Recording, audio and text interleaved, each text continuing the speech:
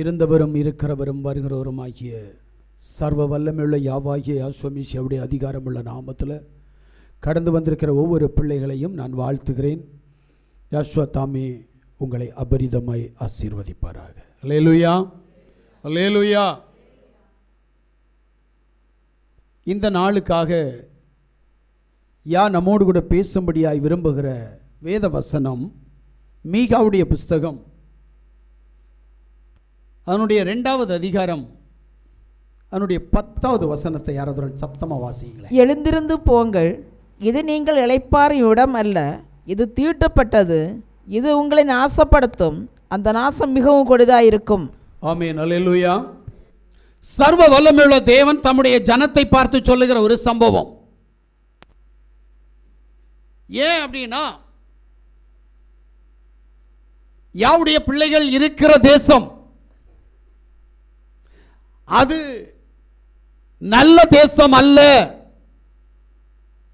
அது பிரச்சனைக்குரியது, போராட்டத்திற்குரியது, இப்பிரபஞ்சத்தின் அந்தகார லோகாதிபதிக்குரிய தேசமாக இருக்கிறது. ஆனபடியினால் இந்த தேசத்தை விட்டு நீங்கள் புறப்பட வேண்டிய ஒரு நேரம் இருக்கிறது. அதனால தான் சொல்றாரு, எழுந்திருந்து போங்கள், இது நீங்கள் இளைப்பாறுகிற இடம் அல்ல, இது தீட்டுப்பட்டது, இது உங்களை நாசப்படுத்தும், அந்த நாசம் மிகவும் கொடியதாயிருக்கும். நிறைய பேருக்கு இது புரியாது. ஏன்னா எனக்கு தெரிந்து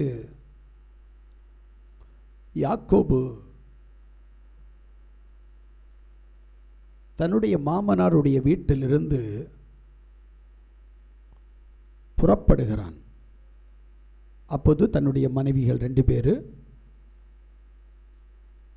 அவர்களுடைய வேலைக்காரிகள், அவனுடைய மிருக ஜீவன்கள் எல்லாவற்றையும் அழைத்து கொண்டு வருகிறான். வரும்போது அவனுக்கு திடீரென்று இளைப்பாற வேண்டும். அந்த இளைப்பாறுற ஸ்தலத்திலே தன்னுடைய தேவனை நோக்கி பார்க்க வேண்டும் என்கின்ற எண்ணம் வந்தது. ஏன்? அவன் போகிற இடம் பொல்லாத இடம், அவனுக்கு ஆபத்து இருக்கிறது, அவனுக்கு மரணம் இருக்கிறது, அவனுடைய ஜீவனுக்கு விரோதமாக கிரிய செய்யக்கூடிய மகாபெரிய சத்ரு ஒருவன் காத்திருக்கிறான். ஆனபடியினால் அவன் தன் தேவனை நோக்கி பார்க்க ஆரம்பித்தான். பார்த்தவனுக்கு சத்ருவிடத்திலிருந்து விடுதலைக்காக தேவன் எதுவும் செய்யவில்லை. அந்த இடத்தில் அவனுடைய மறுமையை அவனுக்கு காண்பித்துக் கொடுக்க ஆரம்பித்தார் அவனுடைய தேவன். சற்று யோசித்து பாருங்கள். நாம் பல சந்தர்ப்பங்களில் நாம் கேட்கிறது கிடைக்காது, ஆனால் இன்னொன்றை தேவன் வெளிப்படுத்துவார். அவன் தலை சாய்த்த இடம், அந்த இடத்திலே ஒரு கல் ஒன்று இருந்தது. அந்த கல்லை தன் தலைக்கு வைத்துவிட்டு அதிலே தூங்கிய இடம், அது எப்படிப்பட்ட இடம் என்பதை உணர்ந்தான். ஒரு வார்த்தை அவன் சொல்லுவான் தெரியுமா? இந்த இடம் வானத்தின் வாசல். யாக்கோபு பல சந்தர்ப்பங்களில் தேவனோடு கூட கடந்து போன போது அவன் மறுமையை உணர ஆரம்பித்தான். ஆனால் தேவன் அவனுடைய விரோதியாகிய ஏசாவினுடைய கண்களில் தயவு கிடைக்க எதையுமே செய்யவில்லை. ஆனால் அவனுக்கு கிடைத்த ஞானத்தில், அவனிடத்தில் இருந்த செல்வத்தில் ஒரு பகுதியை தனக்கு முன்பாக தன் சத்ருவாக இருக்கிற, தன்னை கொலை செய்ய விரும்புகிற தன்னுடைய அண்ணனுக்கு அவன் பரிசாக அனுப்புகிறான். ஆனால் அதை அவன் ஏற்றுக்கொள்ளவில்லை. நன்றாக புரிந்து கொள்ளுங்கள். ஒருவேளை நீங்கள் நினைக்கலாம், என்னுடைய சத்ருவை நான் வேறு ஏதாவது கோணத்தில் அவனை நான் சரி செய்யலாம் என்று நினைக்கலாம். அது பிசாசாக இருந்தாலும் சரி, அல்லது இந்த உலக எதிரிகள் மனுஷர்களாக இருந்தாலும் சரி, வஞ்ச நெரிச்சலின் ஆவியாக இருந்தாலும் சரி, நீங்கள் நினைக்கலாம். ஆனால் யாக்கோபுக்கு அந்த இடத்தில் விடுதலை கிடைக்கவில்லை. அவன் கொடுத்த பொக்கிஷங்களால், அவன் கொடுத்த வெகுமதிகளால் அவனுக்கு விடுதலை இல்லை, அவனுக்கு சமாதானம் இல்லை. ஆனால் தேவன் இறுதி கட்டத்தில் ஏசாவோடு இடைப்பட்டார். அவர் இடைப்பட்டபடியினால் யாக்கோபு பிரச்சனை இன்றி கடந்து போனார். அல்லேலூயா. அப்ப நம்ம யாரை நோக்கி பார்க்கணும் அப்படின்றது தெரியணும். அதனால தான் சொல்றாரு, நீ கடந்து போகிற பாதை, நீ இருக்கிற இடம் தீட்டான இடம்.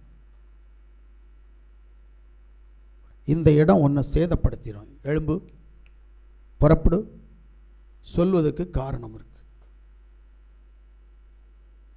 இந்த வார்த்தையினுடைய கூட கழிஞ்ச சில மாதங்களுக்கு முன்பாக உங்களிடத்தில் பேசியிருப்பார் என்று நான் நினைக்கிறேன். மனதில் அப்படி ஒரு எண்ணம் இருக்கு. எனக்கு உண்மையா பொய்யான்னு தெரியல.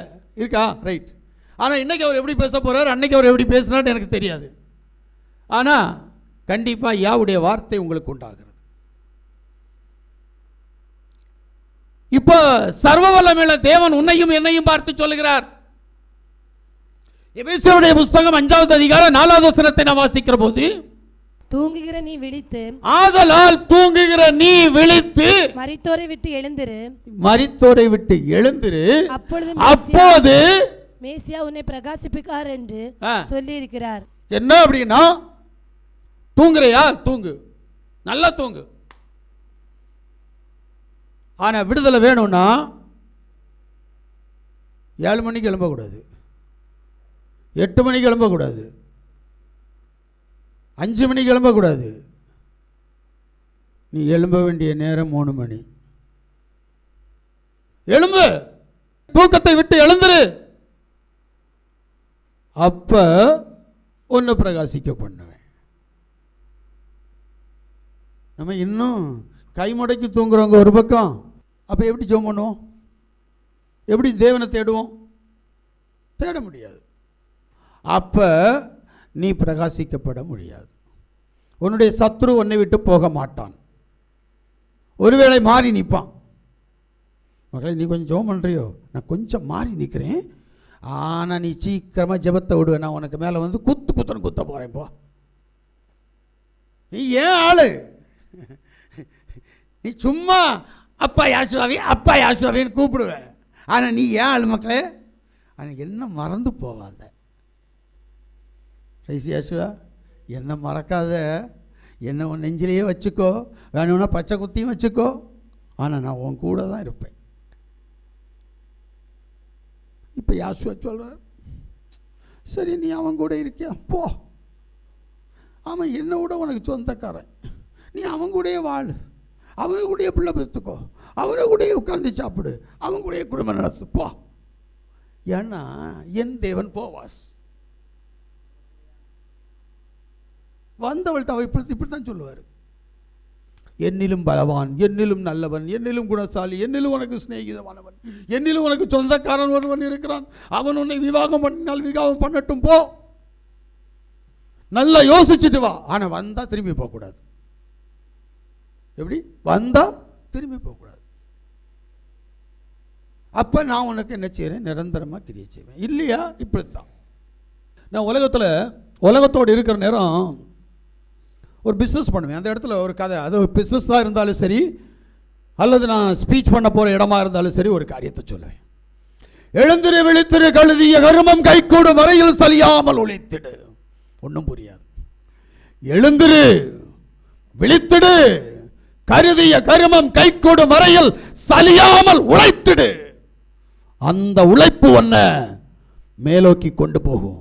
அந்த உழைப்பு உன்னை உயர்ந்த ஜாதி ஆக்கும். அந்த உழைப்பு உன்னை கோடீஸ்வரன் ஆக்கும். அதுக்கு என்ன செய்? எழுந்திடு, விழித்திடு, கருதிய கருமம் கைகூடு வரையில் சலியாமல் உழைத்திடு. இதைத்தான் எம்பெருமான் சொல்றார். தூங்குறியா? தூங்குனா வாழ்க்கை இல்லை. தூக்கத்தை விட்டு எழுந்துரு. ஏன்னா இவன் சொன்னவனுக்கு எங்க அப்பாவை நல்லா பிடிக்கும். உங்களுக்கு புரியாது நான் யாரை பற்றி சொல்றேன்ட்டு. விவேகானந்தரை பற்றி சொல்லிட்டு இருக்கிறேன். அவருக்கு எங்க அப்பாவை நல்லா பிடிக்கும். எங்க அப்பாவுடைய வார்த்தையெல்லாம் ரொம்ப படிக்கிறவன், ரொம்ப விசுவாசிக்கிறவர். அவர் தான் அந்த வார்த்தையை யூஸ் பண்ணார். ஆனா எங்க அப்பா சொல்றார், தூங்குகிற நீ மரித்தோரை விட்டு எழுந்துரு, அப்போது நான் உன்னை பிரகாசிக்க பண்ணுவேன். உன் உழைப்பில்லை, நான் பிரகாசிக்க பண்றேன். கொஞ்சம் யோசிக்கிறீங்களா? லூக்காவுடைய புஸ்தகம் 15வது அதிகாரம் அதனுடைய 16 20 வரை நம்ம வாசிக்கிற போது, ஒரு தகப்பனாருக்கு 2 பிள்ளைகள். அந்த 2 பிள்ளைகளிலே ஒருவன் தன் தகப்பனிடத்தில் சென்று, அப்பா, உன்னிடத்தில் நிறைய ஆஸ்திகள் இருக்கிறது, எனக்கு சொந்தமான ஆஸ்தியை எனக்கு பிரித்து கொடு, நான் என்னுடைய ஆஸ்தியை வைத்து நான் பெரிய பணக்காரன் ஆகலாம் என்று நினைக்கிறேன் என்று சொன்னான். வாசிங்க. அவர்கள் இளையவன் தகப்பனை நோக்கி, தகப்பனை, ஆஸ்தியில் எனக்கு ஒரு பங்கை எனக்கு தர வேண்டும் என்றான். அந்தபடி அவன் அவர்களுக்கு தன் ஆஸ்தியை பங்கிட்டு கொடுத்தான். சில நாளைக்கு பின்பு இளைய மகன் எல்லாவற்றையும் சேர்த்து கொண்டு தூரதேசத்துக்கு புறப்பட்டு போய் அங்கே துன்மார்க்கமாய் ஜீவனம் பண்ணி அந்த ஆஸ்தியை அழித்து போட்டான். எல்லாவற்றையும் அவன் செலவழித்த பின்பு அந்த தேசத்தில் கொடிய பஞ்சம் உண்டாயிற்று. அப்பொழுது அவன் குறைவுபட தொடங்கி அந்த தேசத்து குடிகள் ஒருவனிடத்தில் போய் ஒட்டி கொண்டான். அந்த குடியானவன் அவனை தன் வயல்களில் பன்றியை மேய்க்கும்படி அனுப்பினான். அப்பொழுது பன்றிகள் திங்கிற தவிட்டினாலே தன் வயிற்றை நிரப்ப ஆசையாக இருந்தான். ஒருவனும் அதை அவனுக்கு கொடுக்கவில்லை. அவனுக்கு புத்தி தெளிந்தபோது அவன், என் தகப்பனுடைய கூலிக்காரில் எத்தனையோ பேருக்கு பூர்த்தியான சாப்பாடு இருக்கிறது, நானோ பசியினால் சாகிறேன். நான் எழுந்து என் தகப்பனத்துக்கு போய், தகப்பனே, பரத்துக்கு விரோதமாகவும் உமக்கு முன்பாகவும் பாவம் செய்தேன். இனிமேல் உம்முடைய குமாரன் என்று சொல்லப்படுவதற்கு நான் பாத்திரன் அல்ல. உம்முடைய கூலிக்காரல் ஒருவனாக என்னை வைத்து கொள்ளும் என்பேன் என்று சொல்லி. வாசிக்கப்பட்ட வேத பகுதியில் தன்னுடைய இளைய குமாரன் தன் தகப்பனை நோக்கி ஆஸ்தியை பங்கிட்டு கேட்கிறான். தகப்பனும் தன்னுடைய ஆஸ்தியை, அவனுடைய தொந்தரவு தாங்க முடியாமல், உபத்திரவம் தாங்க முடியாமல் ஆஸ்தியை பங்கிட்டு கொடுக்கிறார். ஆஸ்தியை பெற்றுக்கொண்டவன், பணம் இருக்கிற போது நண்பர்கள் நிறைய பேர் வருவாங்க. அப்படிதானடா? கையில் காசு இருந்தால் சுற்றி சுற்றி ஆள் வரும் இல்லையாடா? ஆனால் காசு எங்கேருந்து வருதுன்னு பார்க்க மாட்டான். காசு இருந்துச்சுன்னா, ஏன்னா அந்த பையனுக்கு அனுபவம் உண்டு, அவன் அனுபவம் எனக்கு தெரியும். அவன்கிட்ட இன்றைக்கி ஒரு 1000 ரூபா இருந்துச்சுன்னா அவனை சுற்றி 4 பேர் கண்டிப்பாக இருப்பான். அவன்கிட்ட 4 பைசா இல்லை அப்படின்னா இவனை விட்டு ஓடணும்னு பார்ப்பானுங்க. இதுதான் இயற்கை விதி. இப்போ இளைய குமாரனுடைய கையில் ஆஸ்தி இருக்கிறது. ஆஸ்தி வந்த உடனே, ஆஸ்தி இருக்கிறபடியினால் அவனிடத்தில் நண்பர்கள் கடந்து வந்தார்கள். நண்பர்களுடைய செலவினால் அவனுடைய ஆஸ்தி கரைந்து போனது. தகப்பனுடைய வீட்டை விட்டு வெளியே கடந்து போனபடியினால் அவனுக்கு உண்ண உணவோ உடுக்க உடையோ இருக்க இருப்பிடமோ இல்லாதபடி கஷ்டப்படுகிறான்.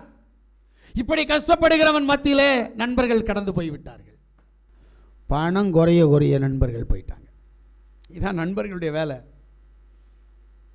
நான் ஒரு காலத்தில் நல்லா உழைச்சிட்டு இருந்தேன். 2 பாக்கெட்டில் 10,000 ரூபா கெட்ட போட்டுட்டு நேரே என்ன செய்வேன், சென்னையிலேருந்து இங்கே வருவேன் அல்லது வைசாக்லேருந்து இங்கே வருவேன். வந்தால் என்கிட்ட முஸ்லீம் நண்பர்கள் நிறைய பேர் இருப்பாங்க, வருவாங்க. அது மாதிரி என்னுடைய இன்னும் மற்ற நண்பர்கள் இருப்பாங்க, எல்லோரும் வருவாங்க. நல்லா தண்ணி அடிப்போம். தண்ணி அடித்து நல்லா செலவு பண்ணுவேன். செலவு முடிஞ்சு கையில் காசு எப்போ தேயுதோ அப்போ உடனே புறப்பட்டு போயிடுவேன். எனக்கு அப்படி ஒரு பழக்கம். எனக்காக என்ன வேலை வேணாலும் செய்யக்கூடிய ஒரு முஸ்லீம் பையன், என்ன சொன்னாலும் கேட்பான். இடையில் அந்த பையனை ஒரு நாள் பார்த்தேன். நீங்கள் பாஸ்டர் இப்போ தெரியுமா எனக்கு, நான் ஒரு கோடீஸ்வரனாக்கும் அப்படின்னா. டேய், கோடீஸ்வரனா மக்களே? பரவாயில்ல, வா மக்களே வீட்டுக்கு போகலாம் அப்படின்ட்டு. என் வீடை வந்து பாரு, வீடு மட்டுமே 1 கோடி ரூபாய்க்கு வச்சுருக்கிறேன் அப்படின்னா. சரி மக்களே, நான் இன்னொரு நாள் வரேன் என்ன அப்படின்ட்டு. பணத்தை வச்சு ஒருத்தனையும் எடை போட்டுறாத. பணம் எல்லாம் வாழ்க்கை இல்லை. நான் உண்மை சொல்கிறேன். ஏன்னா அவன் இப்போ கோடிகளுக்கு அதிபதி.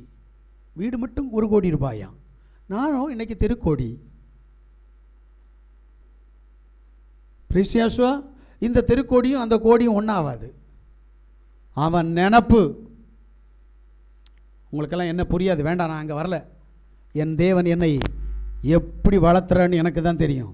நான் எப்படி ஆசீர்வதிக்கப்பட போகிறேன்னு எனக்கு தான் தெரியும். பிரிசியாசுவா, என் தேவனால் கூடாத காரியம் எனக்கு ஒன்றுமே இல்லை. அவன் நினச்சிருக்கலாம், ஒருவேளை கலிஸ்து இந்த பைபிளை தூக்கிட்டு நடக்கிறான்ல, அதனால் அவனுக்கு ஒன்றும் இல்லையா இருக்கும். ஆனால் நமக்கு வீடு மட்டுமே 1 கோடி ரூபாய்க்கு இருக்கே. நாகூரில் வீடு போட்டிருக்கிறான், 1 கோடி ரூபாய்க்கு மேலே இருக்கு, எனக்கு நல்லாவே தெரியும். நான் பணத்தை பற்றி ஒருத்தன் என்கிட்ட பேசினா அவனை நான் கிட்ட நெருங்க விட மாட்டேன். அவன் எனக்கு எப்படிப்பட்டவனாக இருக்கட்டும், ஏன்னா பணத்தினால என்ன பேரம் பேச முடியாது. நல்லா புரிஞ்சுக்கிடுங்க. இதுதான் உங்கள் வாழ்க்கையாக இருக்கணும். பணத்தை பார்த்த உடனே நீங்கள் என்ன செய்யாதீங்க, ரூட்டை மாற்றாதீங்க. நீ எப்படி வாழ்றியோ அந்த வாழ்க்கையில் வாழு. பணம் ஒன்றை திசை திருப்பக்கூடாது. இந்த இளைய குமாரனை பணம் திசை திருப்பினது. அவன் திசை திருப்பப்பட்டபடினால் அவனுடைய இறுதி நாள் பன்றிக்கு கொடுக்கிற தவிட்ட தின்னணும்னு நினைச்ச நேரத்தில் கூட அந்த தவிடு கூட கிடைக்கல. எங்க பணத்துக்காக வாழ்க்கையை மாற்றாத. வாழ்க்கைக்கு பணம் தேவை. கான்செப்டை புரியணும். வாழ்க்கைக்கு பணம் தேவை. அதுக்காக நீ கோடீஸ்வரன் ஆகணும், லட்சாதிபதி ஆகணும், பணக்காரன் ஆகணும். அன்றன்று உள்ள தேவைகள் உனக்கு அன்றன்று சந்திக்கப்படணும். அப்படி சந்திக்கப்பட்டால் ஒன்ன போல ஒரு கோடீஸ்வரன் இந்த உலகத்தில் இல்லை. நமக்கு தெரியாது. அதை நான் அடிக்கடி சொல்லுவேன். பணக்காரன் யார் தெரியுமா? உனக்கு எம்பெருமான் கொடுத்துருக்கிற பணத்தை பாதுகாத்தா போதும். அவர் உனக்கு எதுக்கு கொடுத்துருக்கிறாரு?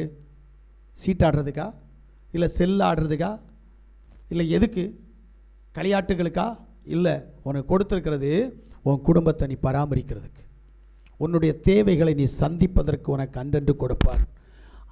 அந்த தேவையை நீ நிவர்த்தி பண்ணாலே போதும். ஏனென்றால் சாலமோனிடத்தில் யாவுடைய சமூகத்தில் அவன் போய் நிற்கிற நேரத்தில் என்ன நடக்குது அப்படின்னா, ஒரு ராஜா கேட்குறான், ஆண்டவரே அன்றன்றுள்ள ஆகாரத்தை எனக்கு அன்றன்று அளந்து தாரும்.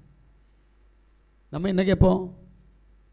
நாளைக்கு எனக்கு சோறு வேணும், உடுக்க 2 கோட்டு வேணும், அப்புறம் ஒரு பெரிய ஒரு 50 லட்சம் ரூபாய் ஒரு கார் வேணும். கிடைக்காது. உனக்கு என்ன தேவையோ அதை என் தேவன் கொடுப்பார். அதில் நீ உண்மையாக இருக்கணும். ஆனால் இங்கே இளையகுமாரன் அப்படி இல்லை. இங்கே என்ன நடக்குதுன்னு நல்லா புரிஞ்சுக்கணும். நீங்கள் ஆஸ்திக்கு சொந்தக்காரன், தகப்பனுக்கு பிரியமான மகன், ஆனால் தன்னுடைய தகப்பனை விட்டு தூரம் போகிறான். இப்ப 15வது அதிகாரம் 12வது வசனத்தை வாசிங்க. அவர்கள் இளையவன் தகப்பனை நோக்கி, தகப்பனே, ஆஸ்தியில் எனக்கு வரும் பங்கை எனக்கு தர வேண்டும் என்றான். அந்தபடி அவன் அவர்களுக்கு தன் ஆஸ்தியை பங்கிட்டு கொடுத்தான். இப்ப ஆஸ்தியை பங்கிட்டு கொடுத்தாச்சு. என்ன காரணத்தினால் இவன் ஆஸ்தியை வாங்குறான் என்று சொல்லி தெரியணும். அல்ல, சுயநலம் இவன்கிட்ட ஜாஸ்தி. எனக்கு வேணும், எங்கள் அப்பன் சொத்துனால நான் பெரிய பணக்காரனாக போகிறேன். இன்னைக்கு நம்மகிட்ட நிறைய பேர்கிட்ட ஒருவேளை சொத்து கேட்காம இருக்கலாம், ஆனால் சுயநலம் நம்மகிட்ட நிறைய இருக்குது. நான் என்கின்ற எண்ணம், எனக்கு என்கின்ற எண்ணம் நம்மிடத்தில் நிறைய இருக்கும். இவன் ஒரு நாளும் தேவனுடைய ராஜ்யத்திற்குள் பிரவேசிக்க மாட்டான். நீ என்ன வேணாலும் கேளு, என்ன வேணாலும் விட்டுடு, ஆனால் நீ தேவனுடைய ராஜ்யத்துக்குள்ளே போகிறதுக்கு மட்டும் பிரயாசப்படு. ஏன்னா தேவன் ஒரு காரியத்தை உனக்கு சொல்லி வச்சிருக்கிறார். பலவந்தம் பண்ணினால் ஒழிய தேவனுடைய ராஜ்யத்திற்குள் பிரவேசிக்க முடியாது. சும்மா போயிடலாம்னு நினச்சா முடியாது. மீசையை எடுத்துட்டு, தாடியை எடுத்துட்டு, கையில் பைபிளையும் தூக்கிட்டு, வெள்ளை சட்டை போட்டுட்டு, வெள்ளை பேண்ட்டு போட்டுட்டு, அல்லது சகோதரிகள் வெள்ளை ப்ளவுஸு வெள்ளை சாரி கட்டின உடனே எல்லாம் காதலையும் களத்துலையும் இருக்கிறதெல்லாம் கலத்திட்டு போனோன்னா உடனே பரலோகத்துக்கு போயிடலாமா? அதெல்லாம் சும்மாங்க. இதெல்லாம் வந்தா தேவன் அப்படி சொல்லலை. அப்படின்னா முதல்ல யார் போவா தெரியுமா? எனக்கு தெரிஞ்சு யாவுடைய ராஜ்யத்துக்கு போகிற வெள்ளையும் போட்டான்னா போகிறது யார் தெரியுமா? முதல்ல நர்ஸ். நம்ம சபையில் 2 பேர் இருக்கிறாங்க, ஆனால் ஒன்று வெள்ளை போடாது, அதனால் இது போவாது. அங்கே இருக்கிறவங்க பாதி வெள்ளை போடுவாங்க, அப்படி தானே? வெள்ளை இல்லையா? அங்கேயும் போச்சு, அப்போ அதுவும் போவாது. அப்போ இனி தேடி கண்டுபிடிக்கணும். முக்கியமாக ஆசாரிப்பள்ளம் ஆஸ்பத்திரியில் இருக்கிற கொஞ்சம் என்ன இருக்கு, அது அங்கே வெள்ளை போட்டுப்போம். அப்போ அதுகளுக்கெல்லாம் பரலோகம் கிடைக்கும். இந்த சிபிஎங்கார முறையில் தான் சொல்லுவானுங்க, வெள்ளையும் போட்டுருக்கிறோம். இது வெண் வஸ்திரத்துக்கும் வெள்ளை வஸ்திரத்துக்கும் இடம் தெரியாதவனுங்க. சரியா? இருக்கட்டும், போட்டோம். அப்போ இங்கே பலவந்தம் பண்ணணும் யாவுடைய ராஜ்யத்துக்கு போகிறதுக்கு. நீங்களும் நானும் பலவந்தம் பண்ணுறோமா? வாழ்கிற வாழ்க்கை அப்படித்தானே போயிட்டுருக்கீங்க. பிள்ளை காலையில் எழுந்திரிச்சு ராத்திரி வரைக்கும் என்ன பலவந்தம் பண்ணம்மா? நீ தான் மாட்டின, என்ன செய்கிறது? பலவந்தம் பண்ணுறதே இல்லையே. எப்படி போகிறது? முதல்ல பாவத்திற்கு விரோதமாய் பலவந்தம் பண்ணணும். என் யாவை நேசிப்பதற்கு நான் பலவந்தம் பண்ணணும். யாவுடைய சத்தத்திற்கு கீழ்ப்படிய நான் பலவந்தம் பண்ணணும். பலவந்தம்னா என்னன்னே தெரியாது. என்ன பண்றது? காலையில் எந்திக்கணும், பல்லு தேய்க்கணும், அதுக்கு முன்னாடி பேப்பர் கிடச்சா பேப்பர் வாசிக்கணும், இல்லை டிவிக்கு முன்னாடி இருந்து உலக கதையை கேட்கணும்னா கேட்கணும், அதுக்கப்புறம் பல்ல தேய்க்கணும், கஞ்சியோ கருவாடோ உண்டுன்னா அதை சாப்பிடணும். அதுக்கப்புறம் கொஞ்ச நேரம் ஆலாவூலா சந்தையில் கொய்யாப்பழம் விற்கணும். அதுக்கப்புறம் அவனுக்கு ஒரு ஃபோனு, இவளுக்கு ஒரு ஃபோனு, 4 ஃபோன் பண்ணணும். எங்கள் ஊர் எம்எல்ஏக்கு வராத ஃபோனெல்லாம் நமக்கு வரும், எம்பிக்கு வராத ஃபோனெல்லாம் நமக்கு வரும். முதலமைச்சர் ஃபோனையே உண்மையிலேயே அந்த மனுஷன் எப்போ எடுக்கிறான்னு தெரியாது. நம்ம ஃபோன் 24 மணி நேரம் ஆனில் தான் இருக்கும். பிரிசியாசுவா எப்படி தேவனை மறந்துடுறோம், அப்புறம் சரி சாப்பாடை கூட மறந்துடுவோம், அது வேற கதை. அச்சோ இன்னைக்கு சாப்பாடு வைக்கல, என்ன பண்ணுறது, சரி ஹோட்டல்லேருந்து வாங்கிடுவோம், இதில் என்ன இருக்குது, பைசா தான் இருக்கே ஹோட்டல். ஹலோ ஹோட்டல் முதலாளி, நான் 60 நீ 70, நமக்கு இருப்பது ஒரு 2 புரோட்டா 3 கொத்து புரோட்டா, இதுதான் இன்னைக்கு நடக்குதுங்க. பிரைசியாசுவா நீ எப்படி பலவந்தம் பண்ணி தேவனுடைய ராஜ்யத்துக்கு போற? இல்லை, இவன்கிட்ட இருந்த சுயநலம் உன்னிட்ட இருக்கு. 2 தீமோத்தேயுடைய புஸ்தகம் 3வது அதிகாரம் 4வது வசனத்தை வாசிங்க. துரோகிகளாயும் துணிகரம் உள்ளவர்களாயும் இருமாப்பு உள்ளவர்களாயும் தேவ பிரியராய் இராமல் சுகபோக பிரியராயும். நல்லா கேட்டுக்கோ, இங்கதான் சுகபோகம் வேலை செய்யும். உன்னிட்ட எப்ப சுயநலம் வருதோ அப்பவே தேவனுடைய சித்தம் உன்னை விட்டு போயிடும். ஆமென். யாக்கோபு 5வது அதிகாரம் 5வது வசனம் என்ன சொல்லுது பாரு. பூமியிலே நீங்கள் சம்பிரமாய் வாழ்ந்து சுகபோகத்தில் உழன்றீர்கள், கொளுத்தவைகளை அடிக்கும் நாளில் நடக்கிறது போல உங்கள் இருதயங்களை போஷித்தீர்கள். பாத்தீங்களா, எப்ப பார்த்தாலும் என்னுடைய இருதயத்தை கேட்டது எனக்கு வேணும், எப்ப பார்த்தாலும் சுயநலம், என் பொண்டாட்டி என் மாப்பிள்ளை என் மக்கா, இதை தவிர வேற எதையாவது சிந்திக்கிறியா? ஏன் மொத்த வாழ்க்கையும் சுயநலம் கலந்தது. அப்படியானால் ஒரே குறிக்கோள், தேவனுக்கு பிரியமான தேவ ஞானம், தேவ அறிவு, தேவ அன்பு உன்னை விட்டு கடந்து போகும். இதான் இளையகுமாரனுக்கு நடந்த சம்பவம். 2வது பாட்டில் வர நேரம் லூக்கா 15:13 வாசிக்கிற போது அவன் தகப்பனை விட்டு தூரம் போனான் அப்படின்னு இருக்கும். அப்ப தகப்பனை விட்டு ஒரு பின்மாற்றமான ஒரு அவஸ்தை. எபிரேயருடைய புஸ்தகம் 3வது அதிகாரம் 12வது வசனத்தை நான் வாசிக்கிற போது, சகோதரரே, ஜீவனுள்ள தேவனை விட்டு விலகுவதற்கு ஏதுவான அவிவிசுவாசம் உள்ள பொல்லாத இருதயம் உங்களில் ஒருவனுக்கு வராதபடி நீங்கள் எச்சரிக்கையா இருங்க. கேளுங்க, எச்சரிக்கை என்ன? இளையகுமாரன் தகப்பனை விட்டு போனது போல நீயும் நானும் ஜீவனுள்ள தகப்பனை விட்டு போறதற்கு அவிசுவாசம் உன்னிடத்தில் வருகிறது. ஐயோ நான் இளையகுமாரன் போல இல்லை அப்படின்னு நீ சொல்லுவ, எனக்கு தெரியும். ஏன்னா நீ தான் ஆஸ்தியை வாங்கிட்டு போகிறது, உங்கள் பங்கையில் ஆஸ்தி இல்லையே. இல்லைப்பா, பையன் வந்து அவங்க அப்பாட்ட போய், அப்பா இருக்கிற ஆஸ்தியெல்லாம் எனக்கு கொடுத்துருங்கப்பா, நான் கொஞ்சம் பெரிய ஆள் ஆகலான்னு நினைக்கிறேன். கிறிஸ்தராஜ் பிரதர் கொடுப்பாரு. அறிவு கட்டவனே, இந்த வீட்டில் இருந்த ஒரு 4 அடி மண் மட்டும்தான் உங்கள் தாத்தா தந்தது, இதெல்லாம் ஏன் நான் கஷ்டப்பட்டு கொண்டு வந்தது, உனக்கு வீடு வேணுமா சொத்து வேணுமா, இறங்கி போல சொல்லுவாருன்னு கேட்டால் சொல்லித்தான் ஆகணும். ஆனால் ஒரு நாள் இவரே எழுதி கொடுப்பாரு. எப்போ தெரியுமா? மக்கள் இங்கே வா, நீ கவலைப்படாத. நீ எது கவலைப்படுற? உனக்கு வேலைக்கு பணம் வேணும், தொழிலுக்கு பணம் வேணும். இதை விற்று பாடுறா, அந்த தொழில் நல்ல தொழில்டா. இவரே சொல்ல வேண்டிய ஒரு காலகட்டம் வரும். எப்போ தெரியுமா? இவனை நம்புகிற நேரம், இவனுக்கு வரக்கூடிய அந்த வேலை வாய்ப்பு இவருக்கு புரிகிற நேரம். அது எல்லா தகப்பனும் அப்படித்தான். உங்கள் ஊர்லேயே ஒரு சம்பவம் நடந்துச்சுங்க. இந்த ஊரில் ஒரு அம்மா நம்ம சபையில் வந்துட்டு இருந்தாங்க. சொத்து இருந்துச்சு. அந்த அம்மாவுடைய மாமனார் சொன்னார், சொத்தெல்லாம் உனக்கு தரமாட்டேன். இப்போ அவங்களுக்கு சொத்து வேணும். எழுதுறதுக்கு வண்டி ஆட்டோவும் பிடிச்சி, இப்போ தாங்க பாருங்க, ஒரு ஆளுக்கு பொறிச்சு வச்சு சிரிக்கிறாங்க. ஆட்டோ வந்து நிற்குது. அவர் சொல்லிட்டார், உனக்கு நான் எழுதி தர மாட்டேன், படித்ததை பாரு. ஒரு நாள் அந்த அம்மாவுக்கு ஒரு பாஸ்டர் இருந்தார். அந்த பாஸ்டர் சொன்னார், நீ இந்த ஜெபத்தை பண்ணுனா நீ என்ன கேட்பியோ அது கிடைக்கும். இந்த அம்மாவுக்கு இப்போ தான் ஞாபகம் வந்துச்சு, ஆஹா பாஸ்டர் அன்னைக்கு சொன்னார்ல.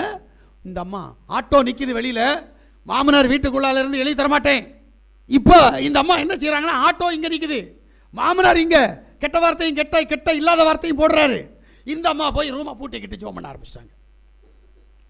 எனக்கு வந்த செய்தி 3 தடவை ஜோம் பண்ணேன். 4வது தடவை ஜோம் பண்ண போகிற நேரத்தில் மாமனார் கூப்பிட்டாங்க, வா வா என்ன பண்ணுறது, சரி எழுதி தாரேன்.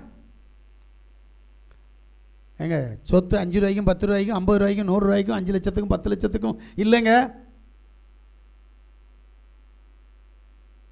அது வரைக்கும் அவர் சொன்னார், எனக்கு இருக்கிற பிள்ளைகளுக்கு எல்லாருக்கும் சொத்து சமம். இப்போ ஜெபம் பண்ண ஆரம்பித்த உடனே சொத்தை கொண்டு போய் எழுதி கொடுத்தார். இன்றைக்கி அவள் அந்த இடத்துல ஒரு பெரிய பணக்காரி. எப்படின்னு கொஞ்சம் யோசிக்கிறியா? என் யாவுடைய சமூகத்தில் நீ எது கேட்டாலும் கிடைக்கும், ஆனால் நீ அவருடைய பிள்ளையாக கேட்கணும். அல்லேலூயா. நமக்கு தான் இது ஒத்து வராதே. பிச்சைக்காரனா கேட்கணும், வழி போறக்கனா கேட்கணும். இந்த பிச்சைக்காரன் போய் என்னன்னு கேட்பான், அம்மா இதைத்தானே கேட்டுட்டு இருக்கிற, உரிமையோடு எடுக்கிற குணம் உன்கிட்ட இருக்கா? அப்பம் பாக்கெட்லேருந்து உரிமையோடு எடுக்கணும் முடியுமா? ஏன்னா அந்த தைரியம் வரல, அந்த உறவு முறை வரல. இதே தான் இங்கே அவிசுவாசம் உனக்குள் வருகிறபடினால் உறவு முறைகள் சிதறி போகிறது. இளைய குமாரன் தன் தகப்பனை விட்டு பிரிந்து போனான். நீயும் நானும் இன்றைக்கு என்ன பண்ணிக்கிட்டு இருக்கிறோம்? தகப்பனாகிய யாசுவா மேசியாவை விட்டு அவிசுவாசத்தின் விளைவாக தூரம் போகிறாய்.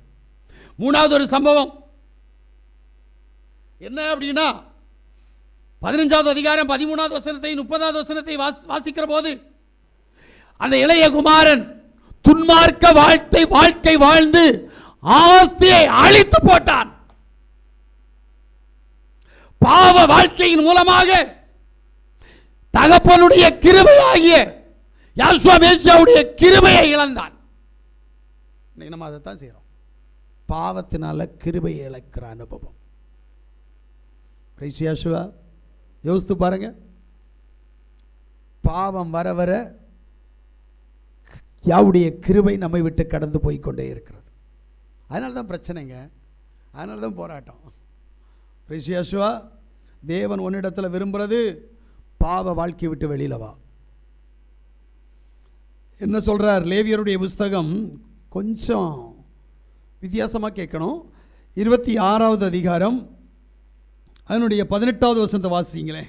இவ்விதமாய் நான் உங்களுக்கு செய்தும் இன்னும் நீங்கள் எனக்கு செவி கொடாது இருந்தால், இன்னும் எனக்கு நீங்கள் செவி கொடாமல் இருந்தால், உங்கள் பாவங்கள் நிமித்தம், உங்கள் பாவங்களின் நிமித்தம் பின்னும் ஏலத்தனையாக உங்களை தண்டித்து, யாரெல்லாம் அவர்கிட்ட நன்மை பெற்றியோ, நன்மை பெற்றவன் இன்னும் செவி கொடுக்கவில்லை என்று சொன்னால், உங்கள் பாவங்கள் நிமித்தம் ஆமென் பின்னும் ஏலத்தனையாய் உங்களை தண்டித்து.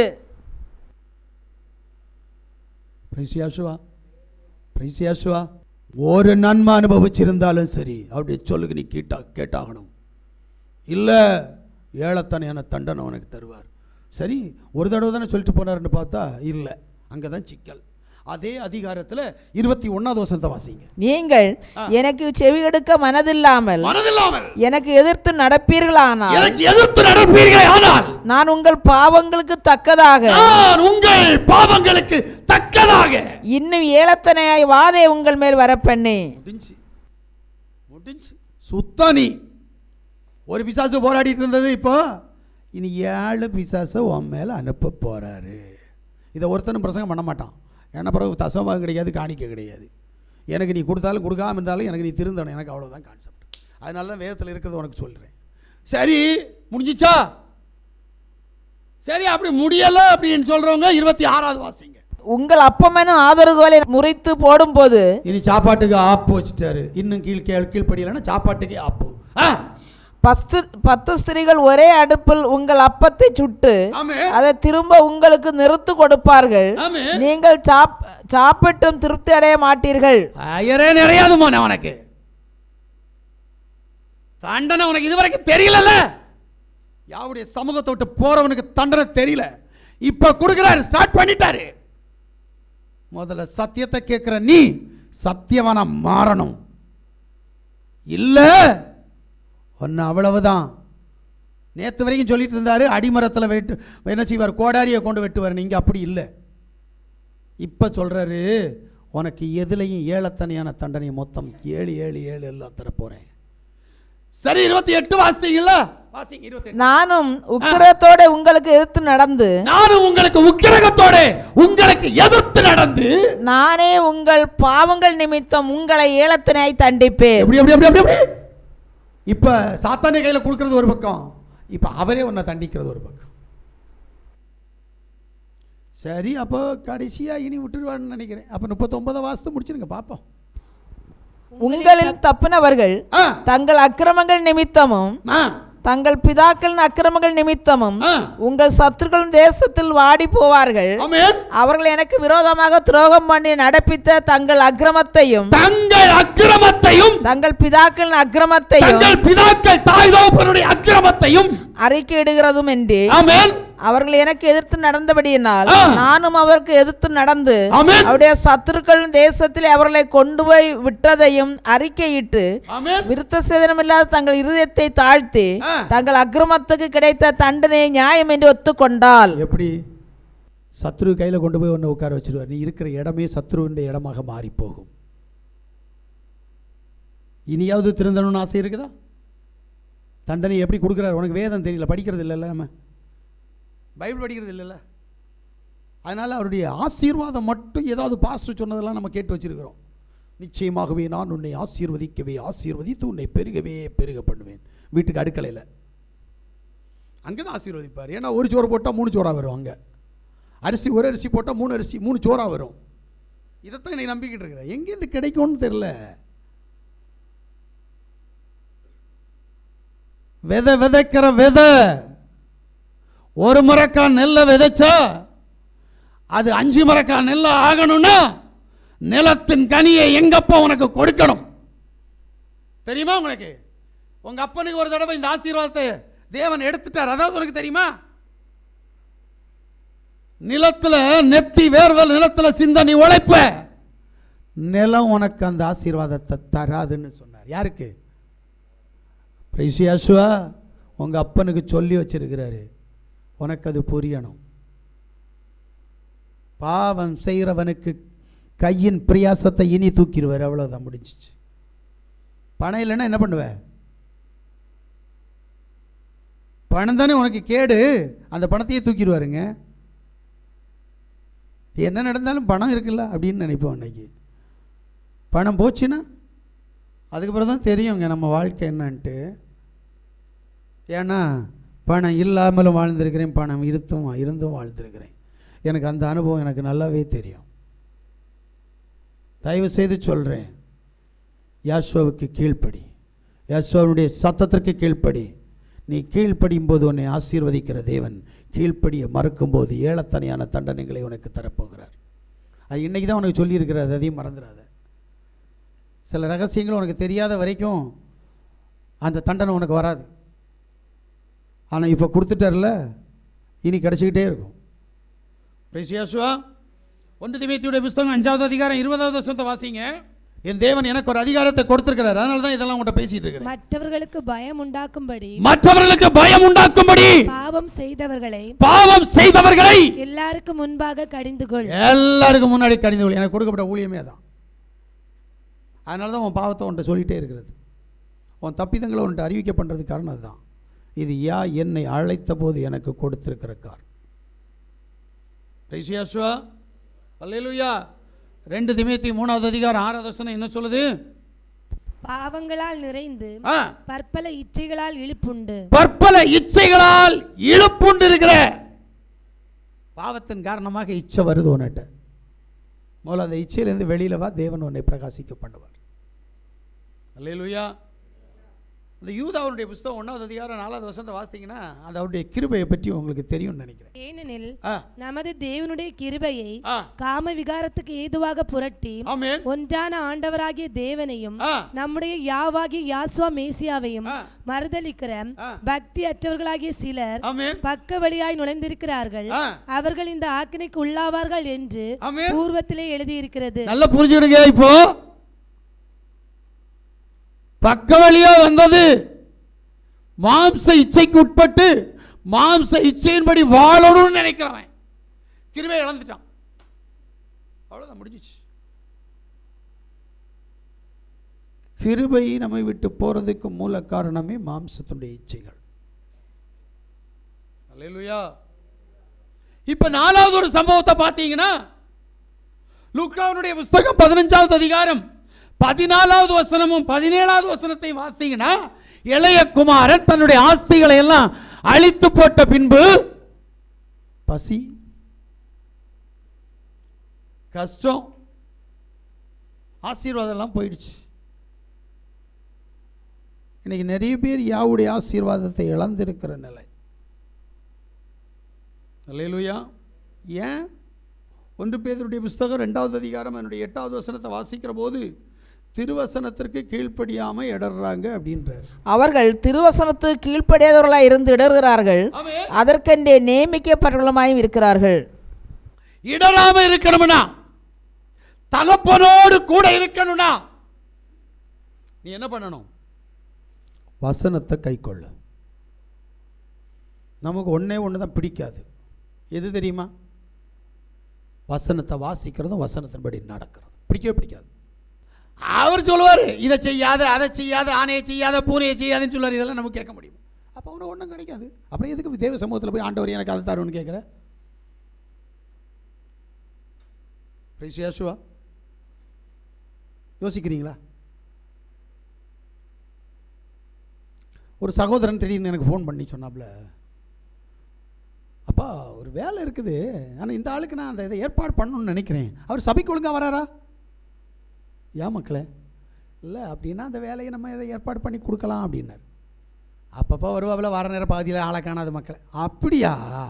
சரிப்பா. யோசிக்கிறீங்களா? ஒருத்தன் ஒரு உதவியை செய்யணும்னா கூட அவன் நினைக்கிறது என்ன தெரியுமா? இவன் தேவனை ஆராதிக்கிறானா? எனக்கு ஆச்சரியமா போச்சு. அவன் இங்கே இல்லை, ஒருவேளை இப்போ இங்கே இருக்கிறான்னு எனக்கு தெரில. ஏன்னா இப்போ அங்கே இப்போ விடிய காலையில் 6 மணின்னு நினைக்கிறேன், இருக்கிறான்னு இன்னும் தெரியல. நல்லா புரிஞ்சுக்கிடுங்க. அவன் என்கிட்ட கேட்ட கேள்வி இது. ஒருத்தனுக்கு உதவி செய்யணுன்னு, அப்போ அவன் சர்ச்சுக்கு வரானாப்பா. யோசிக்கிறீங்களா? உதவி செய்யணுன்றவன் நம்மளை ஏதோ ஒரு கோணத்தில் எதையோ ஒன்றை எதிர்பார்ப்பான். சும்மா ஒருத்தன் உதவி செய்ய மாட்டான். இவனால் என் சபைக்கு, இவனால் என் ஆசாரியனுக்கு, இவனால் என் தேவனுக்கு, இவனால் நான் கூடுகிற கூட்டத்திற்கு என்ன நன்மை? யோசிக்கிறான்ல? நம்ம அப்படி யோசிப்போம்? நம்ம அப்படி தானே யோசிப்போம். ஒருத்தனுக்கு 1000 ரூபா கொடுக்கணும்னா இவனால் என்ன லாபம்னு தானே யோசிப்போம். அப்போ முதல்ல தேவனுக்குள்ளே இருந்து பார், தேவன் காரிய சித்தியை உண்டு பண்ணுவார். அதிகாரிகளுடைய கண்களில் தயவு கிடைக்க பண்ணுகிறதே தேவன். ஆளுகிறவன் மேல் ஆளுகிறவனை நியமனம் பண்ணி உனக்கு ஏற்ற அதிகாரியாக மாற்றுகிறது என் தேவன். அப்போ நீ என்ன செய்யணும்? நீ தேவனுக்கு பிரியம் இல்லை அப்படின்னா அதிகாரியை உனக்கு விரோதமாக எழுப்பி விட்டுருவார். அப்போ என்ன பண்ணுவ? ரொம்ப ஞானமா இருக்கணுங்க. யோவான் சுவிசேஷம் 12வது அதிகாரம் 48வது வசனத்தை வாசிங்க. என்னை தள்ளி என் வார்த்தைகளை ஏற்றுக்கொள்ளாதவனை நியாயம் தீர்க்கிறது ஒன்று இருக்கிறது. நான் சொன்ன வசனமே அவனை கடைசி நாளில் நியாயம் தீர்க்கும். வேற ஒன்றும் நியாயம் தீர்க்காது. நீ என் வசனத்துக்கு கட்டுப்பட்டு நடக்கிறியா? அப்போ என் வசனம் உன்னை நியாயம் தீர்க்கிற போது நீ வசனத்துக்கு உட்பட்டு இருந்தால் உன்னை நான் ஆசீர்வதிப்பேன். இல்லையா? உனக்கு ஆசீர்வாதம் இல்லை. இளைய குமாரனுக்கு இதான் நடந்துச்சு, உனக்கு எனக்கு இதான் நடக்கும். யோசுவா, இன்னைக்கு ஏன் கஷ்டம், ஏன் கடன் நமக்கு தெரியல. ஆமென். நான் சொல்லிட்டு இருக்க மாட்டேன் எனக்கு கடன். ஏன்? என் கடத்தை தீர்ப்பதற்கு என் தேவன் எனக்கு அநேக உதவிகளை செய்கிறார். அல்லேலூயா. உனக்கு செய்கிறாரா? ஏன் செய்யல அப்படின்னா நீ என்ன செய்யல? அவருடைய சத்தத்திற்கு கீழ்ப்படியல. உண்மையாய் கீழ்ப்படிந்தால் அவர் உனக்கு உண்மையாய் உதவி செய்வார். ஆமென். அல்லேலூயா. இப்போ 5வது ஒரு காரியம், லூக்காவுடைய புஸ்தகம் 15வது அதிகாரம் 15வது வசனத்தை வாசித்தீங்கன்னா, அந்த தேசத்து குடிகள் ஒருவனிடத்தில் போய் ஒட்டி கொண்டான். அந்த குடியானவன் அவனை தன் வயல்களில் பண்டியை மேய்க்கும்படி அனுப்பினான். நல்லா கேளுங்க, கீழே படிச்சிங்கன்னா ஒன்று தெரியும். பன்றிக்கு கொடுத்த ஆகாரத்தை பசினால இவன் சாப்பிட பார்த்தான், ஆனால் அதுவும் கிடைக்கல. யாரு? பெரிய லட்சாதி பையன். அவன் வீட்டில் அநேக வேலைக்காரர்கள் இருக்கிறாங்க, அவங்களுக்கு நல்ல சாப்பாடு கொடுக்குறாரு அவங்க அப்பா. ஆனால் இவனுக்கு பன்னிக்குள்ள தவிடு கூட கிடைக்க மாட்டேங்குது. என்ன காரணம்? இவனுடைய அசுத்த ஜீவித நாள். யாவுடைய சமூகத்தை விட்டு பாவத்தில் உழன்றபடியினால், பாவிகளுடன் ஐக்கியப்பட்டபடியினால். நான் உங்கள்கிட்ட இதை வார்த்தைக்கு ஒன்று கேட்டால், உங்கள் நண்பர் யாருன்னு கேட்டால் என்ன சொல்லுவீங்க? நாம் யாரையாவது ஒரு ஆளை கண்டிப்பாக நம்பியிருப்போம். இவங்க நான் ஏதாவது கேட்டால் செய்வாங்க, இவங்க நான் ஏதாவது சொன்னால் செய்வாங்க, இவங்க எனக்கு வேண்டி ஏதாவது செய்வாங்க அப்படின்னு அத்தனை பேரும் யாரையாவது ஒரு ஆளை நம்புவீங்க. உண்மைதானே? ஆமீன். ஒரு ஆளை கண்டிப்பாக. இவன் யார் தெரியுமா? இவன் முதல்ல உனக்கு நல்ல நண்பனாக இருக்கிறான், இல்லை சொந்தக்காரனாக இருக்கிறான், இல்லை சொக்காலனாக இருக்கிறான், ஆனால் இவன் பிசாசு பிள்ளையாக இருப்பான். இவனாலேயே உன்னுடைய விசுவாசம் குறையும், இவனாலே நீ தேவ சமூகத்தை இழப்ப, இவனாலே நீ தேவனுடைய ஆசீர்வாதத்தை இழப்ப. ஏன்? அவன் பிசா. அதை நான் அடிக்கடி சொல்லுவேன்ல, அமெரிக்காவில் ஒரு பழமொழி. என்ன பழமொழி தெரியுமா? உன்னுடைய நண்பன் யாருன்னு அறிஞ்சு அவன்கிட்ட போய் அவனை விசாரித்தா உன் குணம் எல்லாம் தெரிஞ்சிடும். நீ அவனை போலே தான் இருப்ப. இதான் உண்மைங்க. இப்போ நம்ம என்ன செய்யணும் அப்படின்னா, நான் தேவனை பின்பற்றணும், தேவனை என்னுடைய வழிகாட்டியாக வைக்கணும். யோசுவா இந்த பூமிக்கு வந்து வாழ்ந்து காட்டி போனார். அப்ப அவர் காட்டின பாதையில் நான் கடந்து போனால் எனக்கு அவருடையது எல்லாம் கிடைக்கும். பிரைஸ் யோசுவா. இதுதான் உண்மைங்க. இன்னைக்கு நம்ம அந்த பாதையில் போறதுக்கு ரொம்ப கஷ்டப்படுறோம். ஏன்? அல்லேலூயா. 2 பேதுரு 2வது அதிகாரம் 20வது வசனத்தை வாசிக்கிற போது, யாவும் இரட்சகருமாய் இருக்கிற யாசுவா மேசியாவை அறிகிற அறிவினாலே உலகத்தின் அசுத்தங்களுக்கு தப்பினவர்கள் மறுபடியும் அவைகளில் சிக்கிக் கொண்டு ஜெயிக்கப்பட்டால் அவர்களுடைய பின்னிலைமை முன்னிலைமையிலும் கேடுள்ளதாய் இருக்கும். போதுமா? இந்த வசனத்தை கேட்டா கொஞ்சம் எல்லாருக்கும் கஷ்டமாகும். யாரும் இந்த வசனத்தை பிரசங்கம் பண்றதே கிடையாது. ஒருவேளை நீ சத்தியத்தை அறிந்து சத்தியத்தின்படி வாழ்ந்து பின்பு சந்தர்ப்ப சூழ்நிலையால் சத்தியத்தை விட்டு நீ வெளியில் போய் மறுபடியும் நீ சத்தியத்திற்குள் கடந்து வருகிறேன் என்று சொன்னால் உன்னை யாசுவா கையில் எடுக்க மாட்டார். நீ பிரகாசிக்கிறது கூடாத காரியம். அதனால தான் நீ உண்மையா இருன்றாரு. நம்ம இருப்போமா? அல்லேலூயா, அல்லேலூயா. அந்த வசனத்தை 10வது வசனத்தை வாசிங்களேன். விசேஷமாக அசுத்த இச்சை மாம்சத்திற்கு ஏற்றபடி நடந்து கர்த்தத்துவத்தை அசட்டம் பண்ணுகிறவர்களை அப்படி செய்வார். இன்னைக்கு எல்லாரும் இதே தான். அசுத்த காரியங்களோடு கூட மாம்ச இச்சையில் அகப்பட்டு இருப்போம். அது நண்பர்களால், உறவினர்களால், இல்லை கூட இருப்பவர்களால். ஒன்றில் பேச்சில் சிக்கிடுவோம், இல்லை பாசத்தில் சிக்கிடுவோம், இல்லை எண்ணத்தில் சிக்கிடுவோம். ஏதோ ஒன்றில் சிக்கி யாவுடைய சமூகத்தை விட்டு வெளியில் போவோம். இதுதான் இன்னைக்கு எல்லாருக்கும் இருக்குது. அல்லேலூயா. அந்த அசுத்த ஜீவிதத்தினால தான் உங்ககிட்ட இப்பிரபஞ்சத்தின் அதிபதி உங்க கூட இருக்கிறான். யாவாகிய யாசுவா உங்க கூட இருக்கல. இளைய குமாரன்ட்டு அதுதான் இருந்துச்சு. இப்படி பிசாசுக்கு கீழ்ப்படிந்து தகப்பனாகிய யாசுவா மேசியாவுடைய சத்தத்திற்கு நீ கீழ்ப்படியாமல் போகிற போது உனக்கு வேதனைகள் கடந்து வரும். இதுதான் உண்மை. அது நானா இருந்தாலும் சரி, நீயா இருந்தாலும் சரி. இங்கே பட்சபாதம் இல்லை, இங்கே பரிதானம் இல்லை. உனக்கு எல்லாரும் பாஸ்டரும் பிரசங்கம் பண்ணுவாங்க, கடவுள் உன்னை ஆசீர்வதிக்க போகிறார். நான் வானத்திலிருந்து ஒரு துண்டு கொண்டு வந்திருக்கிறேன், அந்த துண்டை போட்டால் உன்ட்டு இருக்க பிசாசு போயிடும், உன்ட்டு இருக்க பிரச்சனை போயிடும். பேங்க் அக்கௌண்ட்டை மட்டும் ஓப்பன் பண்ணி வை, உனக்கு அங்கே பணம் வந்துக்கிட்டே இருக்கும், பரலோகத்திலிருந்து வந்துக்கிட்டே இருக்கும். இந்த பிரசங்கம் பண்ணுறதுக்கு இந்த பலிப்பீடத்தில் இடமில்லை. இந்த பலிப்பீடம் உன்னை மறுரூபப்படுத்தி அவருடைய ராஜ்யத்திற்கு கொண்டு போகணும். அதுக்கு நீ ஒரு பாவி என்று ஒன்றை நீ ஏற்றுக்கொள்ளணும். அந்த பாவத்திலிருந்து விடுவிக்கப்பட்டு நீ தேவனுடைய சமூகத்தில் தேவனுடைய பிள்ளையாய் வாழணும். இதை தேவன் விரும்புகிறார். இளைய குமாரனுடைய வாழ்க்கை நமக்கு தேவை இல்லை.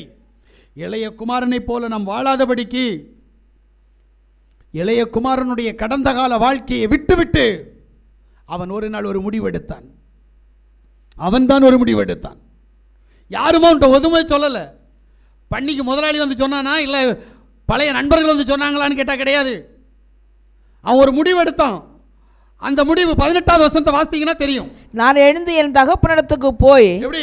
நான் எழுந்து என்னுடைய தகப்பனிடத்தில் போய், தகப்பனே பரத்துக்கு விரோதமாக உமக்கு முன்பாகவும் பாவம் செய்தேன். இனிமேல் உம்முடைய குமாரன் என்று சொல்லப்படுவதற்கு நான் பாத்திரன் அல்ல. உம்முடைய கூலிக்காரர்கள் ஒருவனாக என்னை வைத்துக் கொள்ளும் என்பேன். வேலைக்காரர்களில் ஒருவனாவது என்னை நீ ஏற்றுக்கொள்ளும். ஏன்? வேலைக்காரனுக்கு நீ நல்ல சாப்பாடு கொடுக்குற, நல்ல வஸ்திரம் கொடுக்குற, நல்ல சம்பளம் கொடுக்குற, அதையாவது எனக்கு செய்யும். உன் பிள்ளை இல்லை, தகுதி இல்லை எனக்கு. உன் பிள்ளையா மாறுறதுக்கான தகுதி எனக்கு இல்லை. ஏனென்றால் நான் பாவம் செய்தேன். இந்த எண்ணம் உன்கிட்ட வருமான்னு கேட்குறேன். இது நீயா பலவந்தம் பண்ணணும். உன்னை யாரும் பலவந்தம் பண்ண மாட்டாங்க. இளைய குமாரன் நீ நினைக்கிற மாதிரி ஆள் இல்லை. விழுந்தது உண்மை. ஆனால் அவன் எழும்போதற்கு மீகா 2:10 வேலை செஞ்சது. உன்கிட்ட வேலை செய்ய மாட்டேங்குது. நீ இருக்கிற இடம் தீட்டுப்பட்டுச்சு. உன்னுடைய குடும்பம் உன்னை தீட்டுப்படுத்துது. உன்னுடைய உறவின் முறை உன்னை தீட்டுப்படுத்துது. இந்த சொந்தக்காரங்களும் இந்த சொக்காலனும் நீ இருக்கிற இடமும் உன்னை தீட்டுப்படுத்திடுச்சு. இது மகா கொடியதாய் உனக்கு வரும். நம்ப மாட்டேங்கிற, என்ன பண்றது? இளையகுமாரனுக்கு ஒரு நாள் புத்தி தெளிஞ்சதில்ல. புத்தி தெளிஞ்சு போன நேரத்தில் அவனுடைய தகப்பன் அவனுக்காக புத்தி தெளிஞ்சு வர. ஒன்று புரிஞ்சுக்கோ, கீழே படிச்சேன்னா தகப்பன் வீட்டு காம்பவுண்டை விட்டு வெளியில் போய் பையனை தேடலை. எங்கள் அப்பனுக்கு புத்தி உனக்கு தெரியாது. யாசுவா சொன்ன செய்தியில் கரெக்டாக அதை உள்ள குத்தி வச்சிருக்கிறாரு. பையன் எனக்கு திருந்தி வருவான். போனான், சொத்து போனால் போட்டு, அவன் கஷ்டப்பட்டானா படட்டும், ஆனால் இவனாக என்னைக்கு திருந்தி வருவான். நீங்கன்னா என்ன பண்ணுவீங்க? நல்ல அப்பா யார் இருக்கா அண்ணா? பையன் நல்ல பையன், இந்த பையன் தப்பு பண்ணிட்டான், ஊரை விட்டு போயிட்டான், தேடி போவீங்களா இல்லையா? எங்கே இருக்கான்னு கேட்டு போவீங்களா இல்லையா? போக மாட்டீங்களா? போய் அதான் நல்ல தப்ப. நம்ம நானாக இருந்தாலும் சரி, நீங்களாக இருந்தாலும், பையன் போயிட்டானே, ஐயோ பையனை தேடி போகணுமே, பையனை எப்படியாவது கூட்டிகிட்டு வந்துடணுமே, வேணும்னா மன்னிப்பாவது கேட்கலாம், பையன் இல்லவா, வாரிசு இல்லவா, நாளைக்கு செத்தா கொல்லி வைக்கணும் இல்லவா, அவன் இல்லாமல் பிறகு நான் அப்படின்னு கூட்டிகிட்டு வந்துடுவோம். ஆனால் எங்கள் அப்பனுக்கு அப்படி இல்லை. போனையா? போகலை. ஒன்றை வச்சு இல்லை, நீ இல்லைன்னா உங்கள் அப்பனை வச்சு நான் பண்ணுவேன். எப்படி? எங்கள் அப்பன் விஷயம் அப்படியாக்கும். இந்த வேதம் நீ நினைக்கிற மாதிரி இல்லை. இவர் ஒரு நாள் ஒரு காலம் ஒன்றை தேடி வரமாட்டார். நீயாக என்றைக்கு மனம் திரும்பி வருவாய் என்று காத்திருப்பார். பிரைசியாசுவா தெரியுமா? அவன் புத்தி தெளிஞ்சு புறப்பட்டு வருகிற போது தகப்பனார் வீட்டில் இருந்து வெளியில் வரவில்லை. ஆனால் உள்ளே வந்தவனை கட்டி அணைத்து முத்தமிட்டு கைக்கு மோதிரமும் காலுக்கு மிதியடியும் கொடுத்து நல்ல வஸ்திரம் கொடுத்து ஒரு பெரிய விருந்தை ஏற்பாடு பண்ணுகிறார். இவ்வளவு பாசம் உள்ள தகப்பன் வெளியில் தேடி போக வேண்டியதானே? ஏமோ எங்கடா கஷ்டப்படுறேன்னு ஏன் போகல? இது ஓம் புத்தி, எங்கள் அப்பன் புத்தி இது இல்லை. நமக்கு பைபிள் சரியாக புரியல. அப்பா இல்லைவா, அப்பாவும் எதெல்லாம் மறந்துடுவார், செஞ்செல்லாம் மறந்துவார். வா, தேடி வா, நீ வர்ற வரைக்கும் நான் இருக்கிறேன், நான் உன்னை தேடி வரமாட்டேன். ஏன்னா நீ எங்கே இருக்கிற? பிசாசு கூட இருக்கிற. நீ எங்கே இருக்கிற? பாவத்தில் இருக்கிற. நீ எங்கே இருக்கிற? பாரம்பரியத்தில் இருக்கிற. நீ எங்கே இருக்கிற? அநியாயத்தில் இருக்கிற. நீ எங்கே இருக்கிற? அக்கிரமத்தில் இருக்கிற. நான் எதுக்கு அந்த அக்கிரமத்தில் வரணும்? தானே, அந்த அக்கிரமத்துக்கு எனக்கு சம்பந்தம் இல்லையே. நீ என்னைக்கு அதை பாவம் என்று நினைத்து, அக்கிரமம் என்று நினைத்து அதை விட்டு வெளியில் வருகிறியோ அது வரைக்கும் நான் காத்திருக்கிறேன். அல்லேலூயா சொல்ல மாட்டியே? ஏன்னா உன் புத்திக்கும் இவர் புத்திக்கும் கொஞ்சம் வித்தியாசம் இல்லை இருக்குது. அதனால் அல்லேலூயா வராது. யாவுடைய சமூகத்தில் யாவுடைய சத்தத்தை கேட்கிற நீ மனம் திரும்ப வேண்டும் என்று சொல்லி உன்னிடத்தில் பேசி கொண்டிருக்கிறார். நீங்கள் எழுந்திருந்து போங்கள், இது நீங்கள் இளைப்பாறுகிற ஸ்தலம் அல்ல. இந்த இடம் தீட்டுப்பட்டது. இந்த இடம் உன்னை நாசப்படுத்தும். அந்த நாசம் மிகவும் கொடியதாயிருக்கும். தெரிஞ்ச பிறகு இன்னும் என்ன செய்யற? அதுதான் செஞ்சுட்டு இருக்கிற. அப்ப என்ன பண்ண முடியும்? எத்தனை தடவை உன்னை பொறுக்கணும் சொல்ல? நீ பொறுப்பியா? ஒருத்தன் வந்து உன்னை கெட்ட வார்த்தை போட்டான், அவன் மன்னிப்பு கேட்டான், சரி நீ மன்னிச்சு விட்ட. அடுத்த நாள் என்ன செய்கிறான்? கெட்ட வார்த்தை போட்டான், உன்னை அவர் அடி அடிச்சிட்டான், மன்னிப்பியா? நல்ல பிள்ளை, மன்னிப்பியா மக்களை? நீ மன்னிப்பியா? மன்னிக்க மாட்டேல? அப்போ உன் தேவனும் இதைத்தானே உனக்கு செய்யணும். உடனே இந்த அம்மா நினைப்பாப்ல, அப்பா அப்பா இது நமக்குள்ள கடவுள் அப்படியா? அவர் என்ன சொன்னார் தெரியுமா? 7-70 முறை மன்னிக்கணும்னு சொன்னார்ல. உனக்கு வசனம் தெரியல, அதனால நான் உனக்கு சொல்லி தரேன். 7-70 முறை மன்னிக்கணும்னு சொன்னாரே, சொன்னாரா? இன்னைக்கு என்னெல்லாமோ சொல்றான். நீதிமான் 7 முறை விழுந்தாலும் எழுந்திருப்பான். முதல்ல நீ நீதிமானா? முதல்ல நீ நீதிமானா? இல்லையே. இன்னைக்கு நீதிமான் ஒருவனும் இல்லை. அன்னைக்கு ஆபிரகாம் இருந்தான், நீ யாரு? இன்னைக்கு அன்னைக்கு லோத்து இருந்தான், இன்னைக்கு நீ யாரு? அப்ப நம்மை நாமே மாற்றிக்கொள்ளாத வரைக்கும் தேவன் நமக்கு நிரந்தரமான விடுதலையை தருவதில்லை. அல்லேலூயா, அல்லேலூயா. அப்ப இது போல நம்ம என்ன செய்யணும்? இளைய குமாரனை போல நாம மனம் திரும்பணும். ஏன்னா லூக்காவுடைய புத்தகம் 15வது அதிகாரம் 20லிருந்து 24 வரைக்கும் வாசித்தா, எழுந்து புறப்பட்டு தன் தகப்பனிடத்தில் வந்தான். அவன் தூரத்தில் வரும்போது அவனுடைய தகப்பன் அவனை கண்டு மனதுருகி ஓடி அவன் கழுத்தை கட்டிக்கொண்டு அவனை முத்தம் செய்தான். குமாரன் தகப்பனை நோக்கி, தகப்பனே, பரத்துக்கு விரோதமாகவும் உமக்கு முன்பாகவும் பாவம் செய்தேன். இனிமேல் உம்முடைய குமாரன் என்று சொல்லப்படுவதற்கு நான் பாத்திரம் அல்ல என்று சொன்னான்.